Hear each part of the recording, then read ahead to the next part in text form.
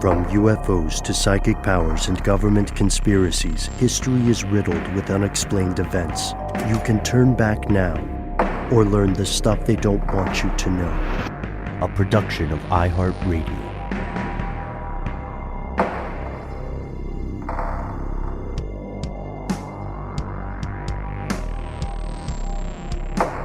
Hello, welcome back to the show. My name is Matt. My name is Noel. They call me Ben. We're joined, as always, with our super producer, Alexis, codename Doc Holliday Jackson.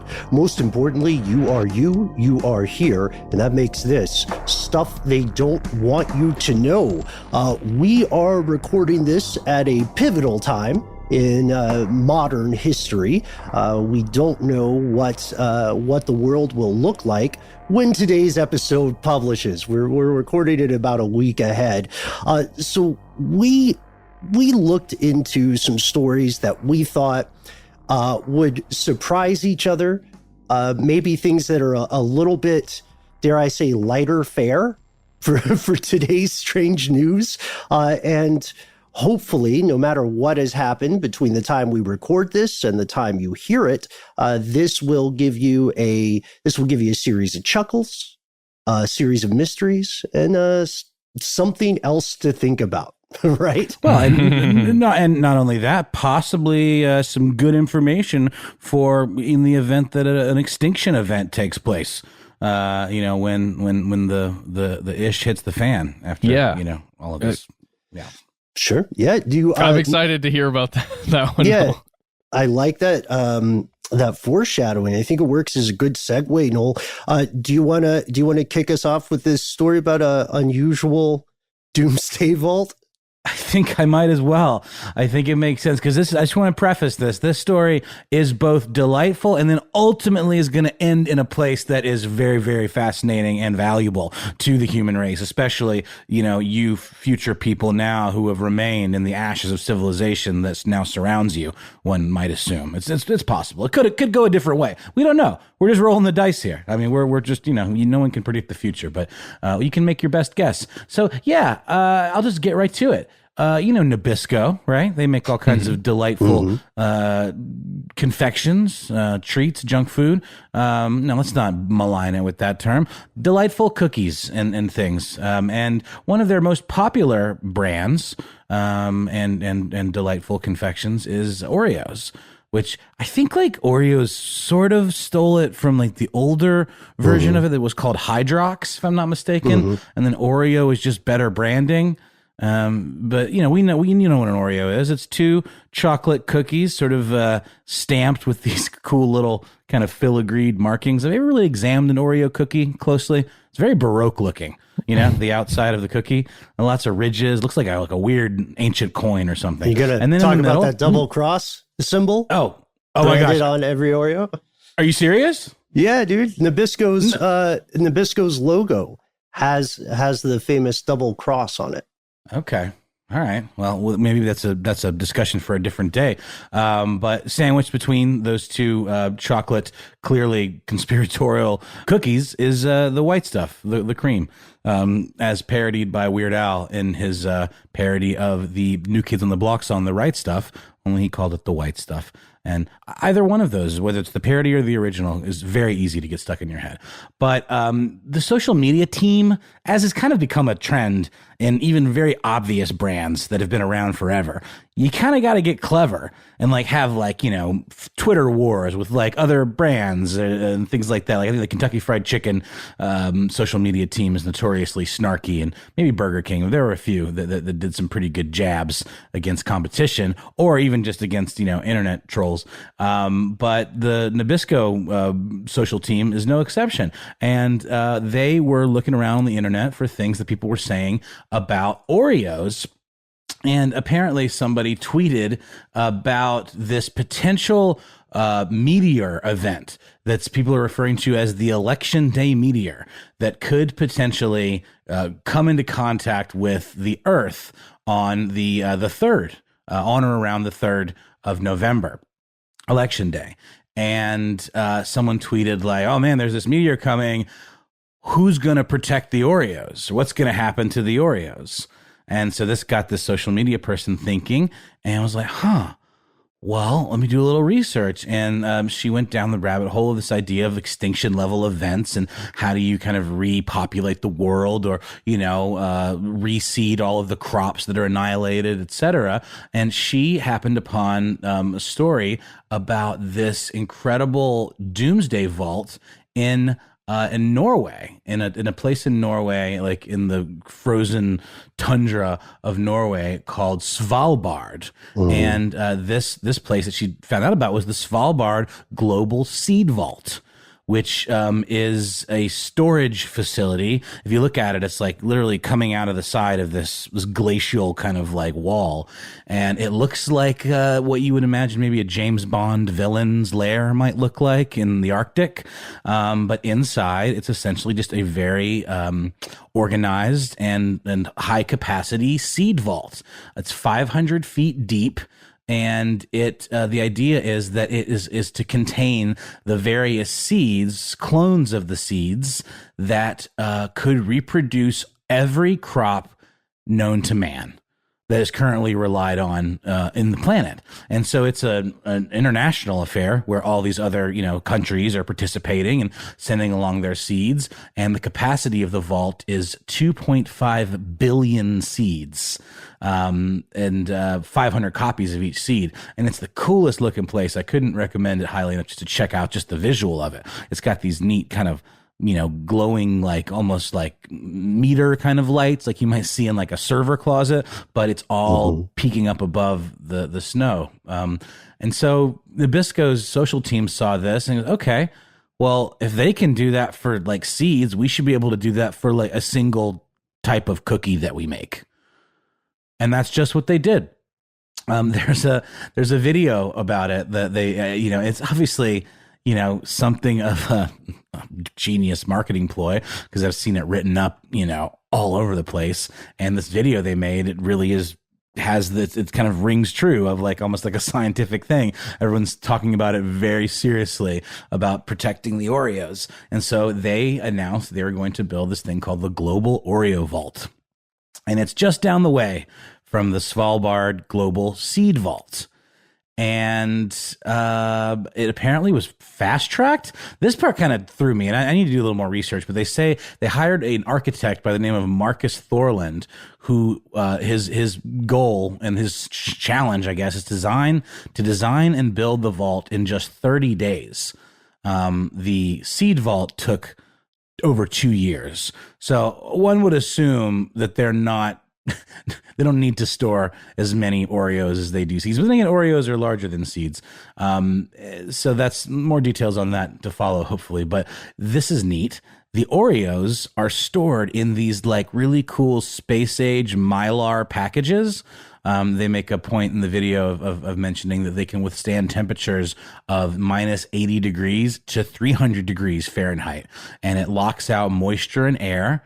And each of them come with a test tube of powdered milk. And they have a tweet where it says, the Global Oreo Vault contains Oreo packs wrapped in protective Mylar, talks about the temperature, tubes of powdered milk, just add snow and enjoy. Secret Oreo recipe, by the way, that's another thing that's going to be contained in here, the secret Oreo recipe. Wow. So, I don't know. Marketing genius. A waste of resources. Arguably. I don't know. What do you guys think? Yeah. I think it gives me the opportunity to say snack apocalypse, which is wonderful. I do have a couple of interesting things. So longtime listeners, you know that we've earlier done some work on the Doomsday Vault, which is, I think, a fantastic idea. Doomsday vaults are like hoarding in a useful way. Right. And we should do more of that. We have these repositories. As far as Oreo themselves, genius marketing move. And this, I believe, Noel, correct me if I'm wrong here. You said this is going to be on the archipelago of Svalbard, right? That's correct. It's very, very close to the Seed Vault. Like it just says, it says down the road. And Ben, it actually has the exact location of the Oreo Doomsday Vault in coordinates. And I think you're probably going to do a better job at reading these than I could. Yeah, that's 78 degrees, 8 minutes, and 58.1 seconds north, 16 degrees, 1 minute, and 59.7 seconds east. So if you wish, and you want to go on an Oreo adventure, no one's going to stop you. Presumably, someone might stop you. I mean, I'm sure you can't just knock on the door and get in. It's probably got some sort of time lock on it, or I don't know who has access to it. I actually heard about this story on the NPR quiz show, Wait, Don't Tell Me, over the weekend, and one of the panelists made the cute joke of, well, surely the Oreo vault won't open until you've finished all of your vegetables in the vegetable vault. Ah, there you go. I do want to say, though, if you want to check out the seed vault and if you want to check out the Oreo vault, if it's extant by the time you hear this, like a lot of people, without diverting us too far from the story, like a lot of people, I've been doing some digging into migration and where the best places are to live in the coming centuries or so, and then which countries will allow U.S. residents to move without an investor passport. Svalbard is a huge loophole. Norway is a tough country to move to unless you want to move to Svalbard Island, and then you could maybe take a stroll and visit the Oreo vault yourself. It is a visa-free zone. It is one of the only places in all of Europe where you do not need a residence permit to live because it's so inhospitable between you can't see it on this map back here, but it's so inhospitable between Norway and the North Pole that they kind of want bodies. They kind of want human beings to live there. But I don't want to pitch us on it, but guys, Noel, Matt, if you're excited about the Oreo vaults, Doomsday vaults in general, Svalbard may be the place for us. I was talking with our producer, codenamed Doc Holliday, about Svalbard fairly recently. It is cold. You got to like the cold weather.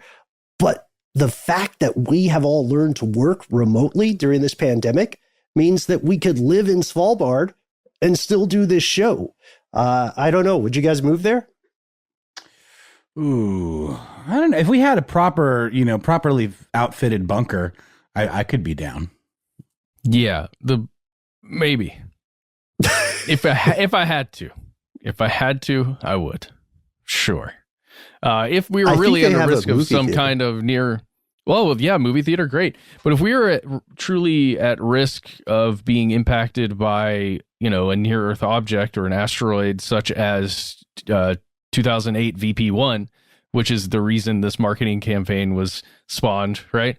Then I'd be into it.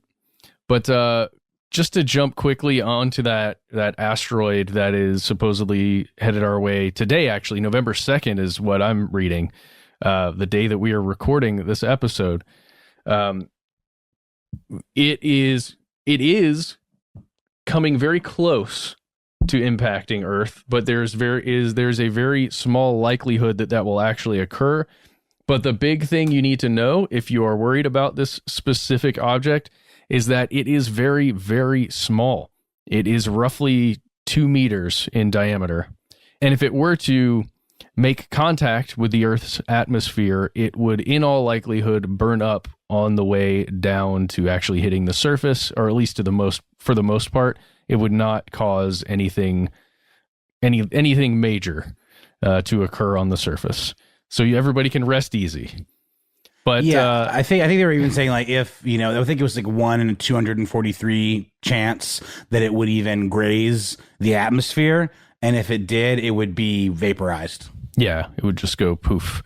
But just remember that there are hundreds and hundreds, and perhaps thousands, actually definitely thousands of near-Earth objects that we haven't even mapped yet, that we don't even know are out there, that are flying around us extremely fast. And a lot of them are huge. It could potentially cause major damage / extinction. Earth's career in space is like being the main character in a jump scare horror film when it comes to near-Earth objects, because we don't see them until they're right there. And then we have the jump, and then we're like, oh, whew, that was a close one. All right, everybody, continue on. and we'll just keep playing this terrible, brutal cosmic lottery, which is what it is. Did we talk about the size of the asteroid? Roughly 2 meters. Yeah, I just saw Neil deGrasse Tyson referred to it as refrigerator sized, which I appreciate. Gives you kind of a visual there. What would be the worst case scenario for a space rock like that? Let's say, like, perfect, the stars aligned, pun completely intended, and it crashed through, or what would happen? Like if it was that size, it would obviously cause a ruckus wherever it hit, but it wouldn't like be a extinction event or anything like that, right? No, it would not. No. And a significant amount of the mass on any near-Earth object that is entering the atmosphere will burn up, as it's hitting, or at least you can never say a proportion of the mass of the object, but an amount of mass will be stripped from whatever object enters the atmosphere at speed like that. And since it is only refrigerator sized, that's why the thinking is most of it would just poof into really its chemical makeup. But if you get anything over 140 meters in diameter, that's what's considered basically a planet killer or an extinction level object. Again, if it's perfect. Like if we walk through the statistics, probably the most dangerous thing. First off, I have to say this for all the non-Americans in the crowd. It is hilarious. I've said this before, but it's just hilarious the lengths we will go to in this country to avoid using the metric system. We can't say we're like it's a refrigerator, or it's like a deep freezer that also has a toaster on top. Don't bother thinking in meters. But anyway, so one of the worst things that could happen, and one of the most unlikely things that would happen, is for this to somehow perfectly hit a man-made functioning satellite and knocking that satellite. The odds against that are tremendous just because of the space and the speed involved. But if that happened, it could knock out a communications network. It could knock out whatever creepy stuff governments are doing in violation of the UN treaties out there in space. If it makes it to Earth, and like you said, Matt, a lot of it'll burn out, so it wouldn't necessarily make it as a single object. It would make it as increasingly particulate, not aerosol, but you know what I mean? It would crumble up. It'd be buckshot. It'd be buckshot. Yeah, that's a good analogy. The odds are overwhelmingly likely, if it's just coming from any point in space around the planet, the odds are overwhelmingly likely that it would hit the water, which covers 71% of the planet's surface. So the odds are good that it wouldn't hit like a mass metropolis. But then once you get past, to Matt's point, once you get past that 140 meters size, then the conversation becomes much different, because something of that size, if it hit the atmosphere, if it graduated the atmosphere and managed to hit the planet, it could potentially cause disastrous effects regardless of where it landed, in terms of like natural disaster, in terms of flooding, tsunami, loss of life. But I'm sure there are a lot of us listening today saying, damn, this would be the year for it. It would. Get those Oreos in storage. Yeah, well, and think about what it would mean to humans just several hundred years ago. Like what a harbinger this would be, to have an asteroid coming over as power is, being changed. Yeah, I mean, it's just really interesting. Yeah, Neil deGrasse Tyson put it real succinctly, as you kind of have to do in a tweet. He said, "It's not big enough to cause harm, so if the world ends in 2020, it won't be the fault of the universe." Yeah, I mean, when it comes to world-ending decisions, right now, human beings are the honors students, and have been for quite a while. Well, I think that's a good place to leave that one, with the word of Dr. deGrasse Tyson and Dr. Ben Bolin. Both giants in their fields. I think we should take a quick break and then come back with some more, hopefully not super depressing news.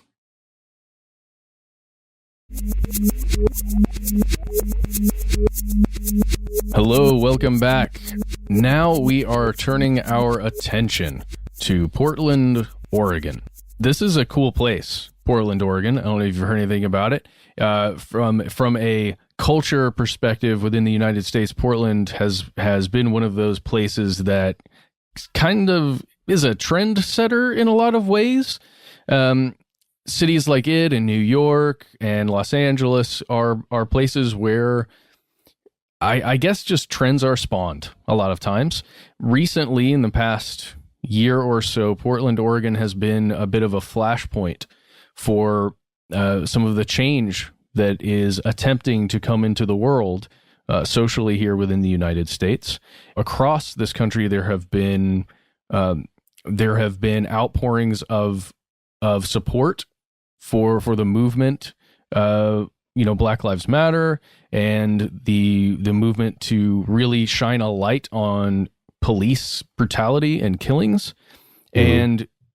And in a lot of places in the country, support remains for these movements, but the active protesting has faded a bit to the background, where and that's not to say in every city. In places like Atlanta and cities across this country, there are still active protests going on, but in Portland, it has really never stopped. It seems the fervor remains in the fight for change there, and very recently, even up until I believe it was mid-October, when there was some heavy movement going on with the protests and with actions taken by law enforcement against some of these protests.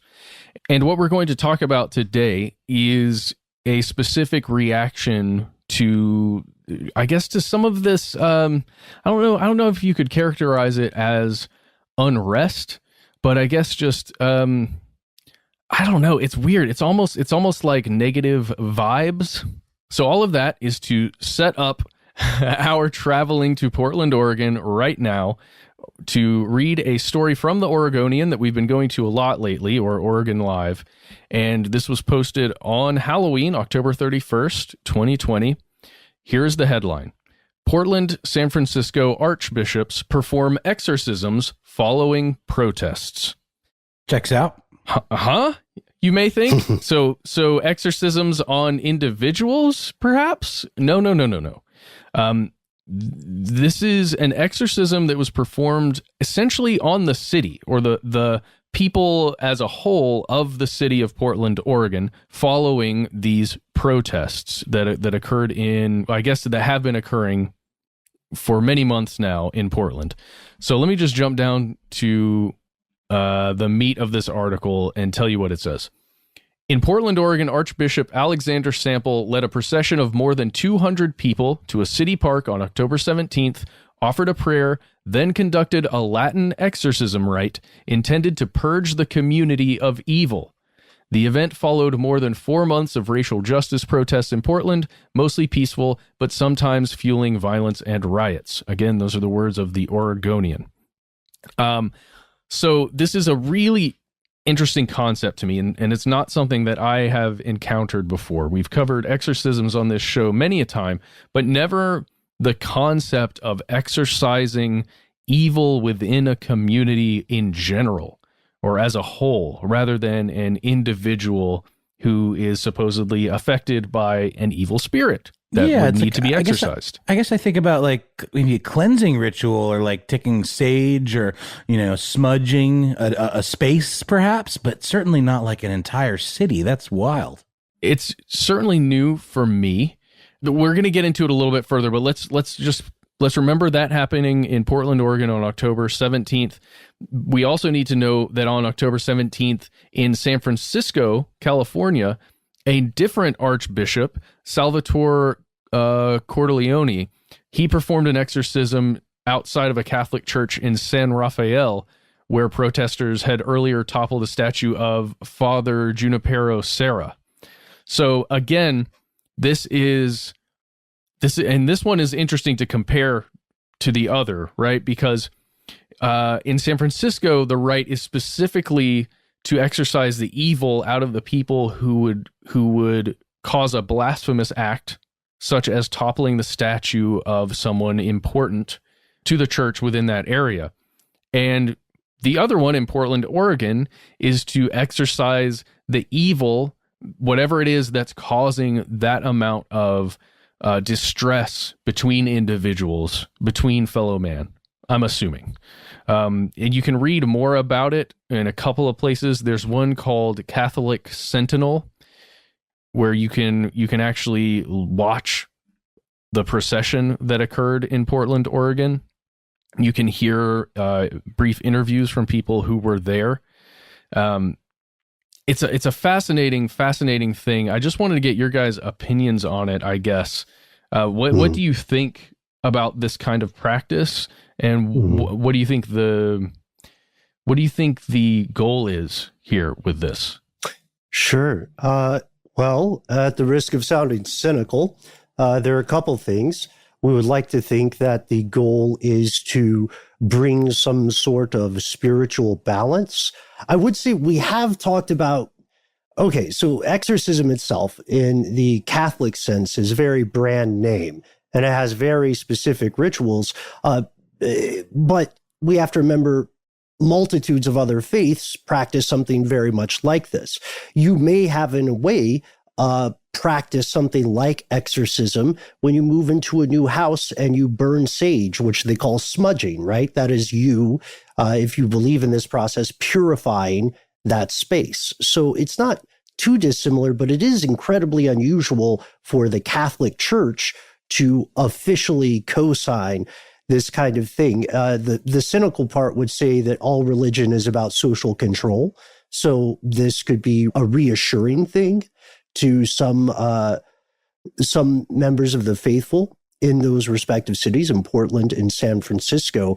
I believe it's either the Oregonian or another, maybe the AP report mentions an incident that's similar to this in 2015 in Mexico, right? Yeah, but that one was different. That was, well, I guess it's similar, but it's larger scale. That one was carried out. I don't know. I don't have the specifics on who carried out that particular exorcism in Mexico, but allegedly it was to expel demons nationwide, and they were responding to levels of violence within the country, and specifically against crimes of drug cartels, as well as the practice itself of abortion. Yikes. That's interesting stuff. But yeah, I know, I totally hear you with, exorcisms are far and wide used. It's a process that is used in many religions, many faiths. I guess it's just the concept of expelling the evil in a massive area. It's almost like a area. I'm thinking of it in terms of like MMOs or RPGs. Right. Like it's you're casting a wide exorcism, and it's much higher level than an individual targeted exorcism. Does that require more like powerful relics or like certain skill set? I'm not mocking here. I'm really wondering like what how does. Well, it's interesting because they're very similar rites that are read, and the who was the gentleman, Archbishop Alexander Sample, he actually conducted it specifically in Latin. So he conducted a traditional exorcism rite in Latin, in the language, and he remarked, this is Cordileone who did the exorcism in San Francisco. He said, Latin tends to be more effective against the devil because he doesn't like the language of the church. Fascinating stuff. And again, that's personal belief. Sure. That's personal belief, and it's shared by, countless people on this planet right now. It's not our place to say that is right or wrong. It's just a fascinating concept that in 2020, this would still be done, and this practice would still be done. And then, what was the other thing? It reminded me of exercising a house rather than exercising a person, right? And you were talking about cleansing rituals, smudging, using sage or something, but using the exorcism rite to do that rather than other methods. Isn't that sort of what happens in Poltergeist? And this was a major rite, right? Yes, exactly. This house is clear. So this is a major exorcism, not a minor exorcism. I think a lot of non-Catholics get a little confused there. A minor exorcism it can be thought of like a purification ritual that you would encounter as a safeguard, maybe like during a baptism. I believe it's often baptismal rite is often referred to as a minor exorcism, but this would be the major form, the idea of the expulsion of demons. And to the question about high level exorcisms, the major exorcisms do have to have the green light from the church, from the Vatican. You have to be a bishop, I think, or you have to have a bishop explicitly grant you as a priest permission to conduct a major exorcism. But hold on, you might be saying, how does this apply to cities that are not 100% Catholic? You know what I mean? There are multitudes of faiths in these large areas. The one thing I can find is that the way I understand it, priests are, in some extenuating circumstances, allowed to conduct exorcisms on people who are Christian, but not themselves Catholic. Is that correct? I think it's on a case-by-case basis when it comes to that. At least my understanding is that you're talking about getting permission from a bishop, and generally it is on someone of the Catholic faith. But if it is not someone of the Catholic faith, it's almost like an arrangement has to be made. And the person probably needs to believe in some denomination of Christianity. Okay. I'm glad I'm based there because, like I was saying, the extenuating circumstances seem to make it a case-by-case thing. And even if those folks in question are not themselves Catholic, the church's position is still remains the same, that someone can only get an exorcism or apply for an exorcism after they've been examined by medical professionals, possibly psychiatrists, things of that nature. So you can't just say, this house is unclean, someone exorcised me. You have to prove it. And let's just, maybe this is stating the obvious, but the Vatican holds like conferences to train priests in the rite of exorcism. This is like an inextricably part of the Catholic faith. This isn't some rogue thing. It is absolutely a part of the tenets of Catholicism, at least at that high level. Well, there's some weird stuff going on there, and I didn't want to go down this rabbit hole, but let me just tell you a little bit about a place called Pope Leo XIII Institute. This is a not-for-profit 501c charitable organization. It is a really strange thing that's located in Libertyville, Illinois, and you can go there, and if you are, I believe there are clergy-only classes that they offer, and then there are layperson classes and other classes that they offer, but it is specifically an exorcism curriculum that is taught here at this school. And it's generally done in four different, essentially, semesters or classes, 10-day periods, where you go and you learn about certain things. And I was going to read off some of this curriculum really quickly. Oh, and by the way, registration is closed for the 2020-2021 year. So sorry, everybody, if you're wanting to sign up. Sorry for your modules. Sorry for your demons. Apologies for that. There are 4 modules here. Demonology, angelology, foundations of exorcism within canon law, discernment of spirits, fascinating stuff. Psychological or demonic diagnosis, psychology of demons versus human psychology, demonic counterfeits, what is this? The Blessed Virgin Mary and the Exorcist, Satan and the Spiritual Life according to St. John of the Cross. There's all kinds of really I want to learn all that stuff. That sounds exciting to me. But surely there's a prerequisite for even getting in, right? Other than just paying tuition. You have to be a priest. Yeah. Which just so everybody knows, and this is not a ding on the priesthood, being a priest has some other lifestyle qualifications that are challenging to a lot of people. Everybody knows the one I'm talking about. Wearing that white little collar thing, it seems like it would be constrictive. Yeah, I think it has something else to do with the pants area. Oh, okay. Constricting elsewhere. Yeah, I see. So no, not really. No joke here. So there is no such thing as a sexually active priest. It is just part and parcel with. There is one, of course, but like if you get found out, different show. It's bad news. Okay. Okay.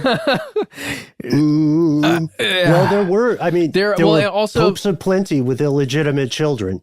Yeah, and also there are some forward-thinking sects within the Catholic Church, maybe that have split off or are slightly on the fringes of the Catholic Church, that have been making changes there. And if you are a member of one of those specific churches that has been forward-thinking about some of this stuff, we'd love to hear from you. But one thing that is maybe not so forward-thinking is that if you want to take these classes over a 2-year period, which is going to equate to about 40 days of your time, you have to pay $10,200 US. So I think he's making an even 10. What's the extra 2 for? Wow. Let's round down. Catering. Yeah, it looks like they want to exercise your wallet first. Jeez. Yeah. No. Yeah, go ahead. I know we might be running a little long on this one, but Matt, you know what I have to bring up? We can't talk about Catholicism and exorcisms without mentioning my main man, Gabriel Amorth, the former chief exorcist of the Catholic Church, who also conducted some relatively unorthodox exorcisms. I think Harry Potter was involved at one point. Yeah, for sure. The character, not the actor. Right. No, it's true. Definitely look up that name and listen back to our episodes where we covered him. This is what I want to leave this on, and this is it. I promise. We'll get out of here. This is a statement from Archbishop Sample, who performed the exorcism on Portland or in Portland, and this is coming from the Catholic Sentinel you can find it at catholicsentinel.org. Here's a quote. The Catholic Church takes the promotion of unity and, accordingly, peace as belonging to the innermost nature of the Church. For this reason, the Church fosters solidarity among peoples and calls peoples and nations to sacrifices of advantages of power and wealth for the sake of solidarity of the human family. Now, that is a statement that is broad enough for, really anyone to understand and really to agree with. I completely agree with that. It's time to make sacrifices where there are advantages and, bastions of power for everyone. And how could you be against that? And the Archbishop and the Church is exercising that belief through this exorcism. And just because I don't understand it doesn't mean it's weird. Well, there's a really neat article that I found just while Googling this while you guys were talking from Vice from 2018, and says these occult exorcists say the Catholic Church makes demons worse. If the person in need of an exorcism isn't a Christian, then why do they have to call a Catholic priest? And it just talks about like the intent behind an exorcism, how it's just about pointing towards a malevolent force or a force of some kind, acknowledging it and then commanding it, and that it isn't some, this is all assuming that this stuff is real and on any level to begin with, but it's not like Catholic priests run the gamut on being able to exorcise malevolent forces or dark forces, and that oftentimes they don't understand or have the knowledge to even properly do it. According to some of the Satanists that are theistic Satanists, actually, that are interviewed for this piece. Theistic Satanists. Okay. Yeah. Interesting article. We covered that on our earlier work on Satanism. And it's fascinating because technically the Catholic Church does not conduct, again, as we said earlier, exorcisms on non-Christians. On a case-by-case basis, a non-Catholic Christian may be subject to an exorcism. But again, I don't know. The weirdest thing is years ago, we did an episode on whether exorcisms are on the rise inside and outside of the Catholic Church. And what we found is that they are, and the trend continues, and it's accelerating today. It's accelerating, I think, in great part due to widespread social uncertainty. People are scared. Some of the norms are eroding at more quickly than glaciers. But what's interesting too about this is the exorcism in San Francisco and the exorcism in Portland were probably based off the new exorcism guide that just got published in July of 2020. There's a brand new book. Yeah, I don't know. You have to be a bishop to read it, so I haven't got there yet. Man, again. Well, you know what they did do, just in case something went down? According to the Catholic Sentinel, they brought 9 burly, that's a quote, burly Knights of Columbus to Does that mean they're thick with 2 C's?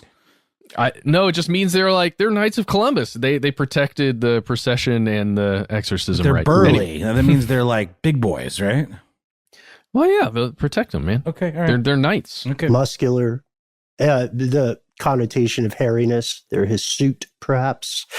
Well, I'm glad they were protected. Let's see what happens. I wonder.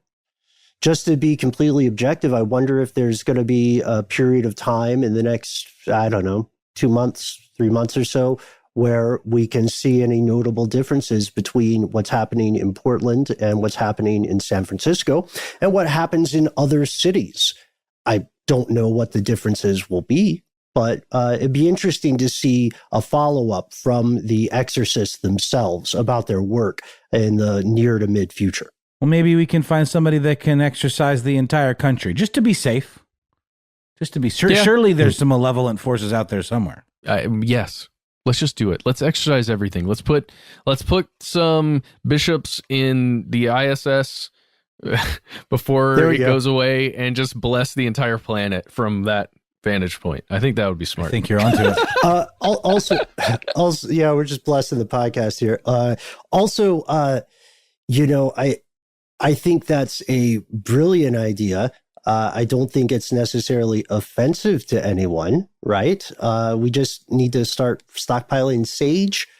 I wonder, could they bless holy water? Like, could you bless an entire ocean to render it into holy water? I'm not being flip. I'm genuinely asking. I just don't know how the process works. Let's become bishops and make it happen. Yeah. Are any bishops out there? Priests? Junior bishops? Former priest? We'd love to hear from you. Oh, demons? Do demons use email? Especially write to us if you're a demon. A voicemail would be even better. The Pope? I imagine you are busy. So write to us if you have a personal experience with exorcism. We've asked about this before. And we don't directly mean that you have to have been involved with one, but your knowledge of it, the process, the history, or the future of exorcism. Because again, as we've said in previous episodes, exorcisms are provably, Catholic and non-Catholic alike, are provably on the rise and have been for a number of years. And we'll be right back with some more strange news.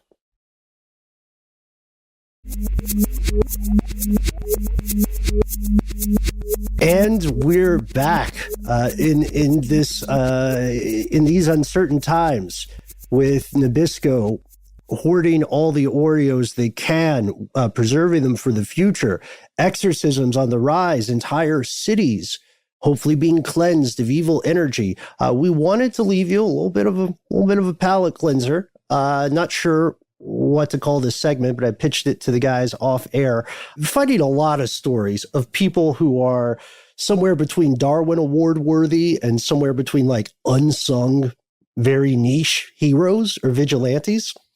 This story falls more on the Darwin Award side of it.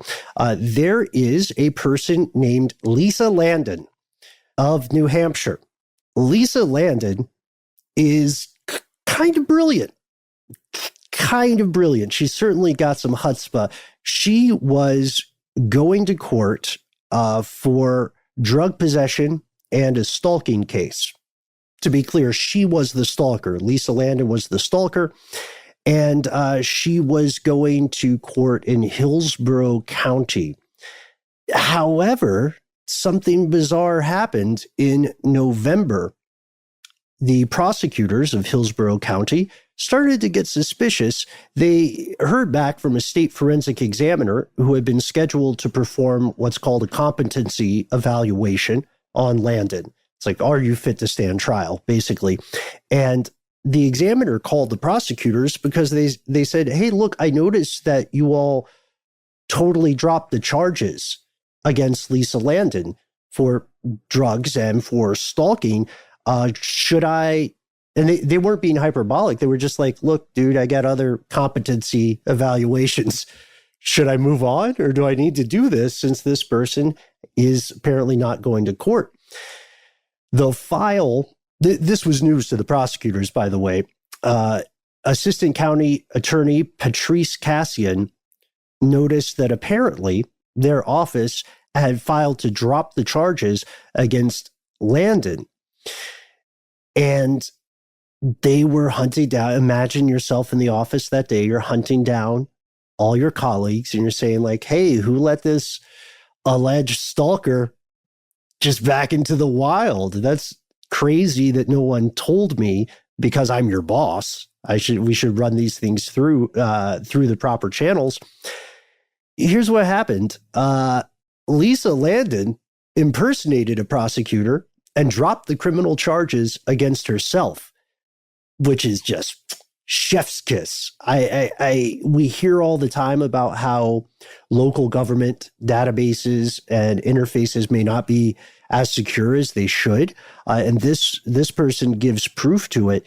She basically, 90s movie hacker style, got into the system, posed as a prosecutor, and she is now being charged with 1 charge of false personation, 6 charges of falsifying physical evidence, and I think the stalking is back on the docket. So I wanted to bring this kind of like blotter true crime story to you guys because I want your opinion. If someone is smart enough, capable enough to do this, should they let the charges ride? I mean, have you seen, I need everybody to go to unionleader.com and search for this, find it, and look at Lisa's mugshot. More like a smoke shot. If you look at her, smirk, yeah. She knows what she did. That was too. It is wild.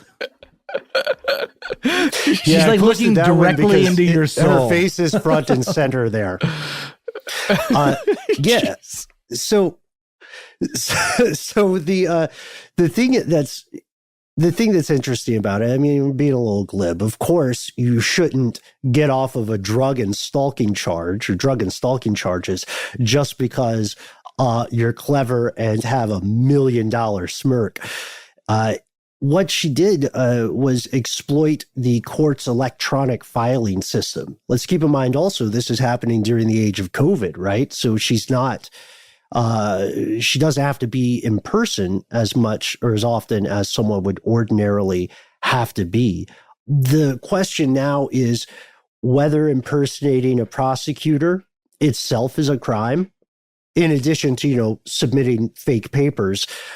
And that's where it gets kind of interesting because prosecutors are not explicitly mentioned in the list of people you can be prosecuted for impersonating. So is a prosecutor a law enforcement officer? I mean, the answer is probably yes.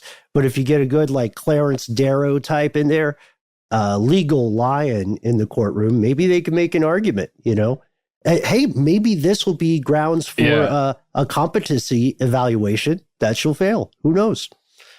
That's amazing. No, you guys, I'm going to go ahead and call it. This one's going all the way to the Supreme Court for sure. I think you're right on the money with the impersonating prosecutors thing.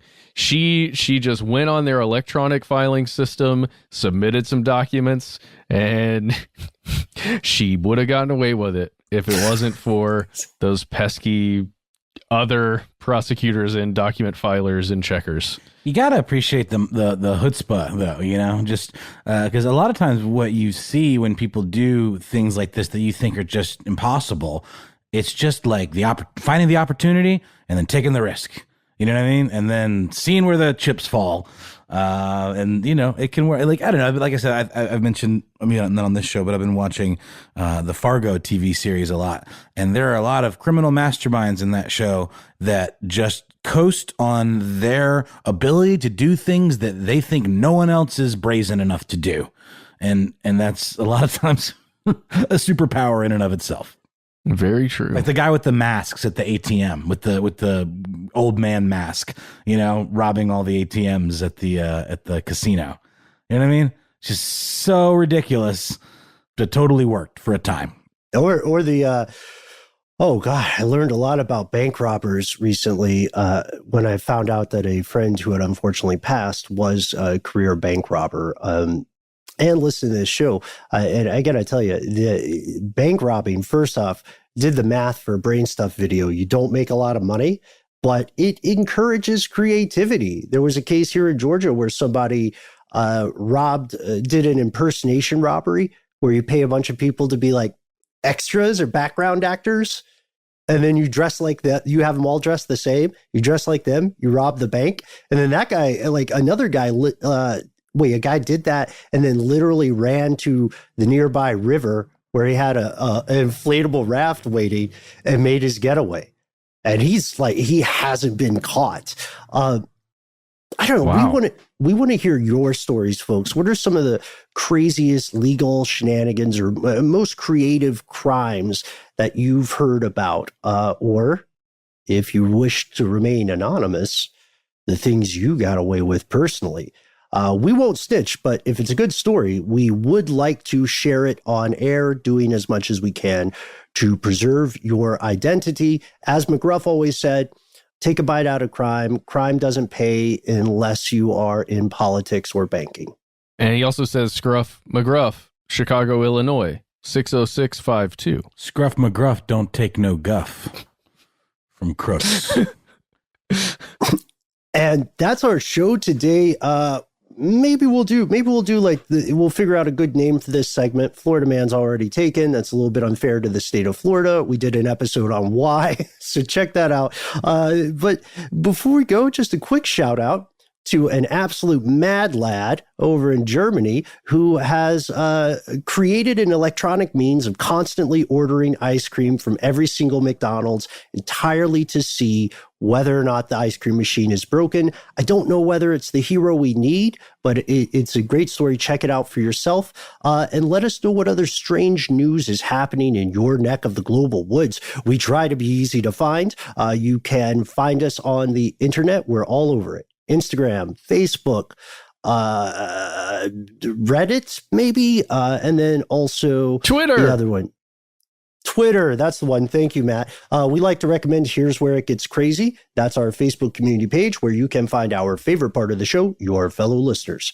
Yes, for sure. And check out YouTube, where we are Conspiracy Stuff, youtube.com/conspiracy stuff. That's my son back there that you can't see, but he is present right now as I'm saying this. Hey, Ryder. Oh, there he is. Tell them where else they can reach us, Ryder. They can call us, can't they? Give us a call. You know the number. You already know what it is. It's 1-833-STDWYTK. And if none of that quite stirs your coffee, never fear. We have one more way for you to get in touch with us, pandemic notwithstanding. Wherever you are, whatever time it is, you can send us a good old-fashioned email where we are. Conspiracy@iHeartRadio.com.